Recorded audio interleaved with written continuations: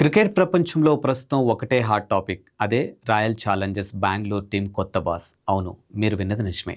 RCB యాజమాన్యం మారింది. దాదాపు 16,000 కోట్ల రూపాయల భారీ డీల్తో ఆదిత్య బిర్లా గ్రూప్ నేతృత్వంలోని కాన్సర్టియం ఈ జట్టును సొంతం చేసుకుంది. అయితే ఇప్పుడు అందరి దృష్టి ఒకే వ్యక్తిపై ఉంది. ఆయనే ఆర్యామన్ విక్రమ్ బిర్లా. ఆర్సీబీ కొత్త చైర్మన్ గా బాధ్యతలు చేపట్టబోతున్న ఈ ఆర్యామన్ బిర్లా ఎవరు? ఆయనకు క్రికెట్ తో ఉన్నటువంటి సంబంధం ఏంటి? ఈ విశేషాలేంటో ఇప్పుడు చూద్దాం. ఆర్యమన్ విక్రమ్ బిర్లా ఈ పేరు వినగానే దేశంలోని అగ్రశ్రేణి పారిశ్రామికవేత్త కుమార్ మంగళం బిర్లా కుమారుడని అందరికీ తెలుసు. కానీ ఆయన కేవలం ఒక బిజినెస్ టైకూన్ వారసుడు మాత్రమే కాదు, ఒక ప్రొఫెషనల్ క్రికెటర్ కూడా. నిజానికి ఆర్యమన్ బిర్లాకు క్రికెట్ అంటే ప్రాణం. ఒకప్పుడు ఆయన టీమిండియాలోకి రావాలని ఎన్నో కలలు కన్నారు.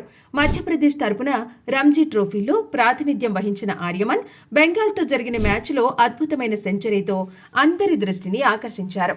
అంతేకాదు 2018 ఐపీఎల్ వేలంలో రాజస్థాన్ రాయల్స్ జట్టు ఆయన్ని 30 లక్షల రూపాయలకు కొనుగోలు చేసింది.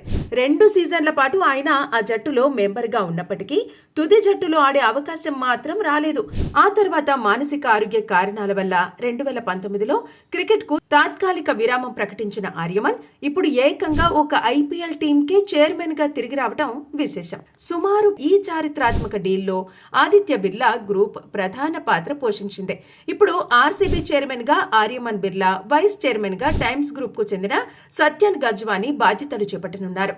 క్రికెటర్ గా మైదానంలో అడుగుపెట్టిన ఆర్యమన్ ఇప్పుడు బోర్డు రూమ్ బాస్ గా ఆర్సీబీ తలరాతను మారుస్తారని అభిమానులు ఆశిస్తున్నారు. చూశారు కదా, ఒకప్పుడు ఐపీఎల్ వేలంలో ఒక ఆటగాడిగా ఉన్నటువంటి వ్యక్తి నేడు అదే ఐపీఎల్లో అత్యంత ఖరీదైన జట్టుకు యజమానిగా మారటం అంటే అది మామూలు విషయం కాదు.